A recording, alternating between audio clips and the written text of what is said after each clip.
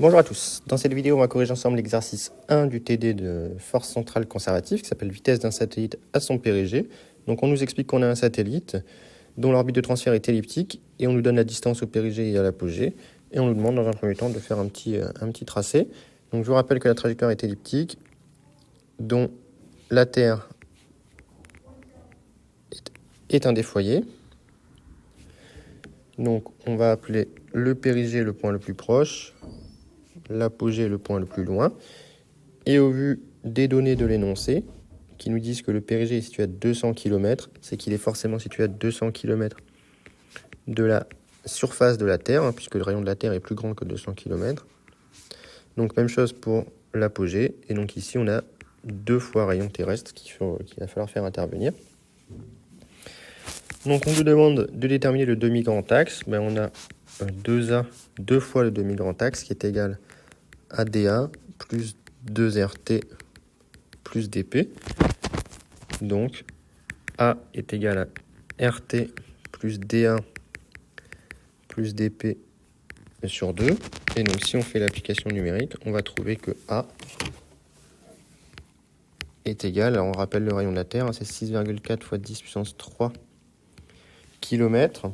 Donc on trouve 6,4 fois 10 puissance 3 plus 200 plus 36,9 fois 10 puissance 3 divisé par 2. Et on trouve 2,5 fois 10 puissance 4 km pour petit a, avec 2 chiffres significatifs.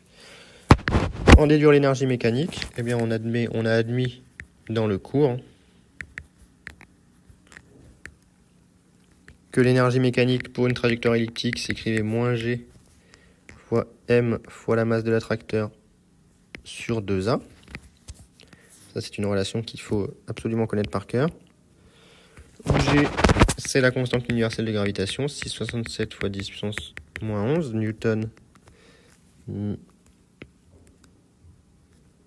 mètre carré kilogramme moins 2.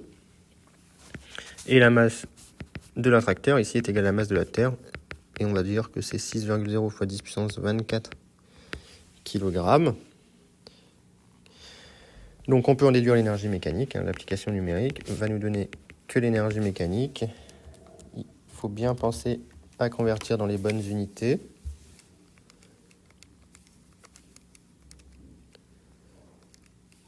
Donc 1100 kg, 6, 10, 24. Et on trouve moins 8,8 fois 10 puissance 9 joules. Donc on a EM négatif, ce qui est cohérent,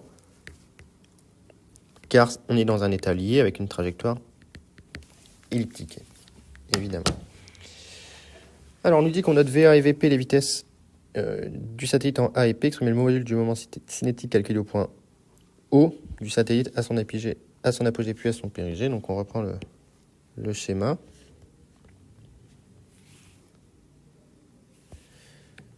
Donc on a le point O qui est le centre de la Terre. Et donc le périgée et l'apogée sont des points particuliers où la vitesse est orthogonale à la trajectoire, puisque R point est égal à 0. Donc on a le moment cinétique par rapport à O de l'apogée qui est égal à O A produit vectoriel MVA, qui est donc égal à RT plus DA fois MVA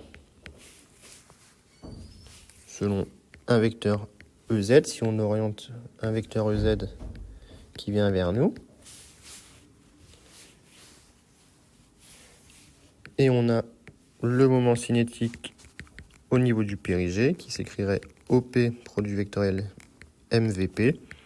Et on va trouver RT plus DP, cette fois-ci, fois MVP EZ. Donc voilà les deux moments cinétiques. On connaît la vitesse à l'apogée, on nous demande de déduire la vitesse au périgée. Donc on a conservation du moment cinétique.